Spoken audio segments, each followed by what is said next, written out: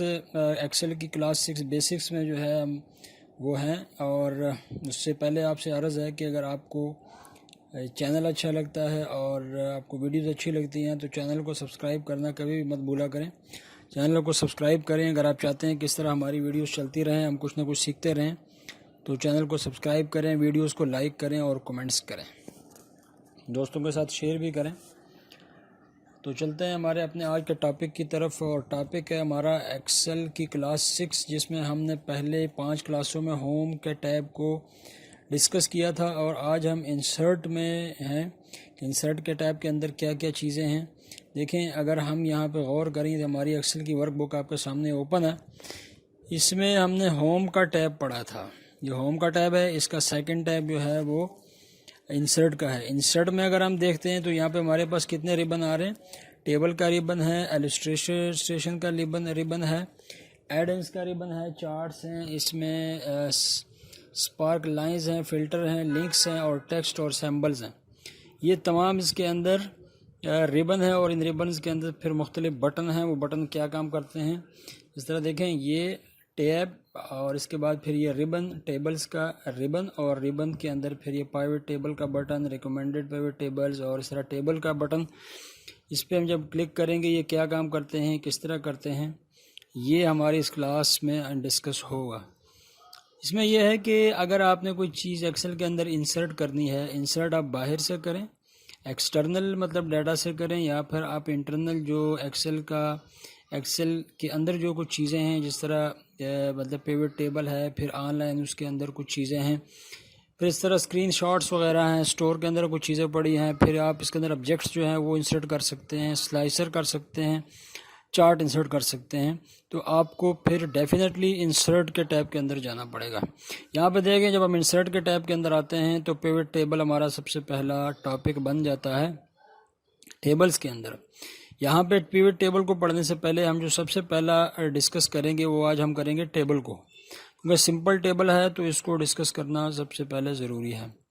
किसी भी डाटा को टेबल के अंदर कन्वर्ट करने के लिए सिंपल आपने उस डाटा को सिलेक्ट करना है और इंसर्ट में जाके टेबल के ऊपर क्लिक कर देना है। तो चलते हैं, देखें यहाँ पे देखें ये हमारा टोटल डाटा है और ये टेबल नहीं है फ़िलहाल। इसको हम टेबल के अंदर कन्वर्ट करेंगे। तो टेबल के अंदर कन्वर्ट करने के बाद हमें क्या क्या चीज़ें जो है वो इसमें इजाफी तौर पे नज़र आएंगी और हमें क्या फ़ायदा होगा।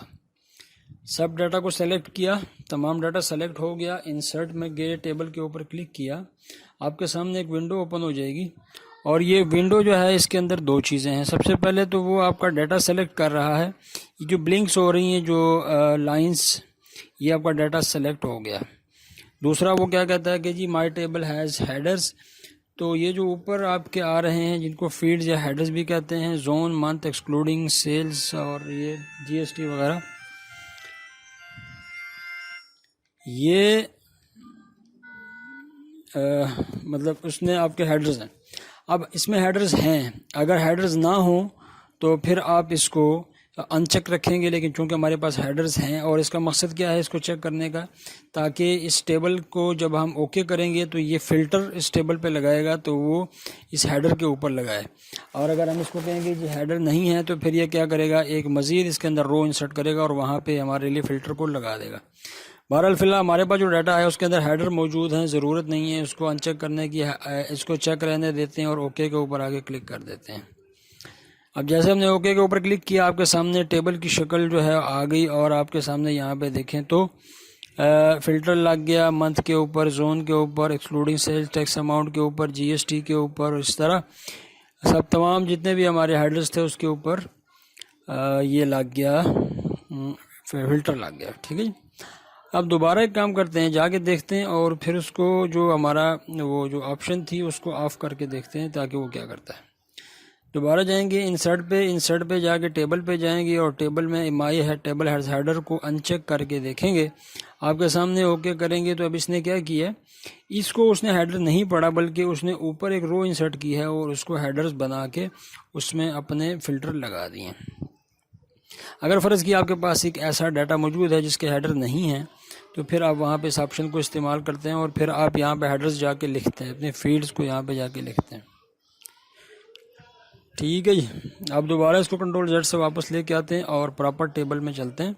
इंसर्ट में जाएंगे, टेबल में जाएंगे और टेबल हमारे पास इंसर्ट हो जाएगा। माई टेबल हैज़ हेडर्स और हो गया। अगर आप ऐसे नहीं करना चाहते तो उसकी शॉर्ट की है कंट्रोल T।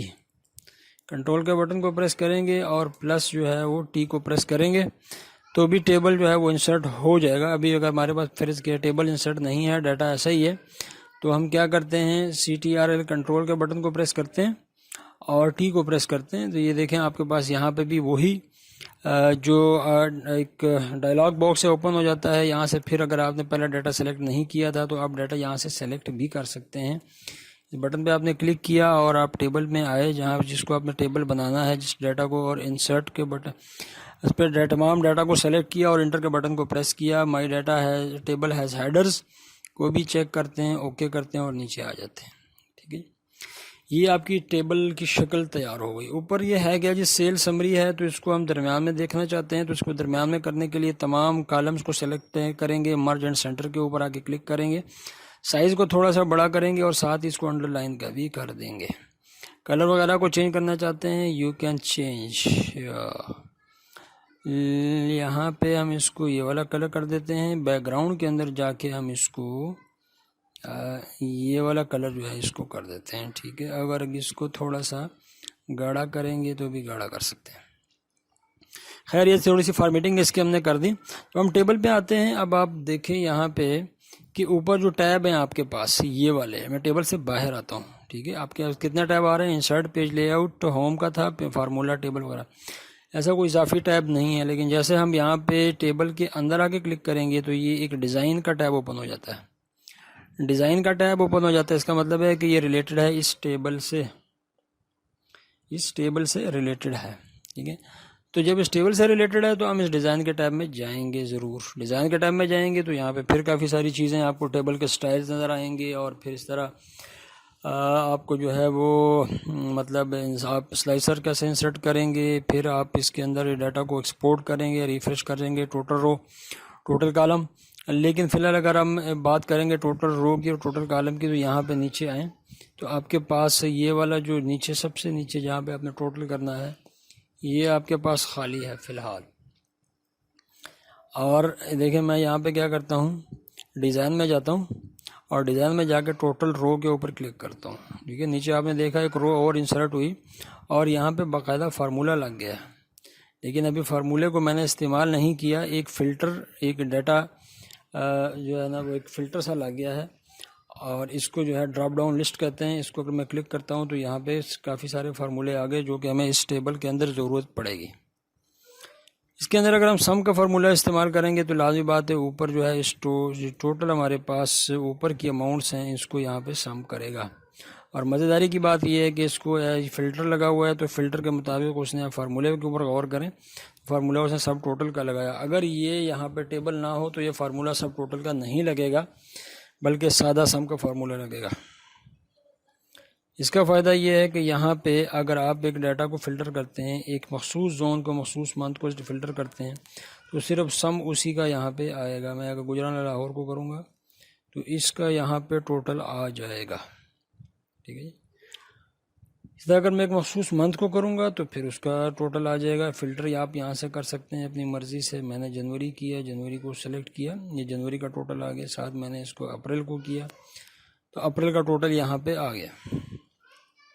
ओके, फ़िल्टर को हमने खाली किया, दोबारा फिर अपने टेबल के अंदर आ गए। यहाँ पे आएंगे तो यहाँ पे भी आपको वही ड्रॉप डाउन लिस्ट नज़र आएगी। फ़र्ज़ के यहाँ पे मैं और फार्मूला लगाना चाहता हूँ काउंट का लगाएंगे तो आपको ये बताएगा कि ये जो ऊपर वाले आपके सेल्स हैं जिनके अंदर कुछ लिखा हुआ है वो 12 हैं और बाकी ये 12 हैं।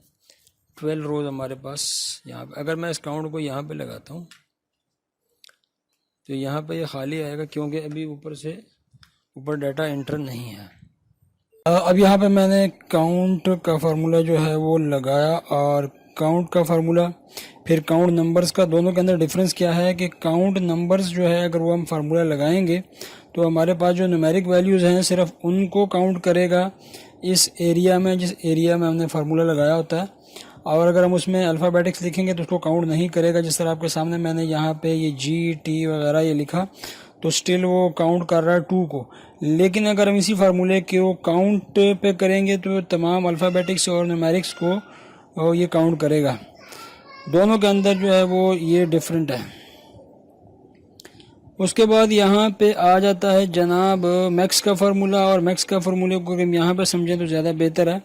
ये क्या करता है कि आपकी मैक्सिमम वैल्यूज़ को काउंट करता है। मैं अगर यहाँ पे मैक्स लगाऊंगा तो एक वैल्यू ऐसी है जो सबसे बड़ी है और वो ये आप बता रही है, इससे बड़ी वैल्यू इस पूरी रेंज के अंदर नहीं है। इस तरह अगर मैं मिनिमम वैल्यूज़ पे क्लिक करूँगा मिन के ऊपर तो भी यहाँ पे ये हमें मिनिमम वैल्यू दिखाएगा, वो 1,50,000 यहाँ पे ये हमें दिखा रहा है। इस तरह एवरेज पे आएंगे तो टोटल सबका एवरेज दिखाएगा और वो भी मतलब वो दिखा रहा है। इसी तरह हम यहाँ पे चूँकि हमारी रिक्वायरमेंट थी सम की तो हमने सम यहाँ पे लगाया।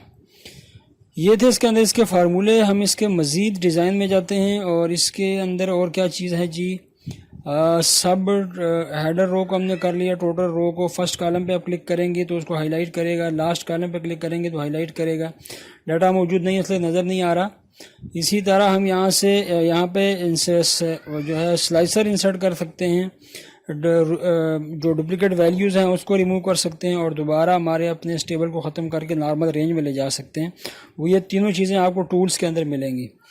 टूल्स में आप जाते हैं और आप फ़र्ज़ के चाहते हैं कि ये मेरा जो जून है इसमें डुप्लीकेट वैल्यूज़ हैं उसको मैं ख़त्म करना चाहूँ तो रिमूव डुप्लीकेट पर क्लिक करेंगे, अनसेलेक्ट ऑल पे सिर्फ जोन को सेलेक्ट करेंगे और यहाँ से जो डुप्लीकेट वैल्यूज़ होंगी उसको सबको ख़त्म कर देगा। ये देखिए उसने 6 डुप्लीकेट वैल्यूज़ को रिमूव कर दिया। ठीक है जी। अब दोबारा कंट्रोल जेड से वापस आ जाते हैं। अगर हम फिर जाते हैं दोबारा दूसरी हमारी या इसके अंदर जो बटन है वो है रिमूव अपना कन्वर्ट टू रेंज का। हम अपने इस टेबल को दोबारा नॉर्मल हालत में लाना चाहते हैं तो कन्वर्ट टू रेंज के ऊपर क्लिक करेंगे और ये यस पे क्लिक करेंगे और ये दोबारा फिर नॉर्मल डाटा आ जाएगा। फार्मूला वगैरह अपनी जगह मौजूद रहेगा, लेकिन जो टेबल के साथ जो रिक्वायरमेंट्स थी, जो डिज़ाइन का टैब था वो अब ख़त्म हो चुका है। यहाँ से ऊपर अगर आप देखें तो अब यहाँ पे नज़र नहीं आ रहा। मैं कंट्रोल जेड से दोबारा टेबल को लेके आता हूँ, डिज़ाइन का टैब वापस आ गया क्योंकि हमारा जो डाटा है वो टेबल के अंदर दोबारा वापस आ गया। ये तमाम चीज़ें हैं जो कि हमने टेबल के साथ पढ़ी। इसके साथ स्लाइसर है, स्लाइसर एक अलग सा सब्जेक्ट है, उसको दोबारा फिर कभी पढ़ेंगे और इंशाल्लाह उम्मीद करते हैं कि आपको आज की वीडियो भी पसंद आई होगी। कमेंट्स करना, लाइक करना और शेयर करना मत भूलिए, सब्सक्राइब करना भी मत भूलिए। आज के लिए इतना ही काफ़ी। अल्लाह हाफिज़।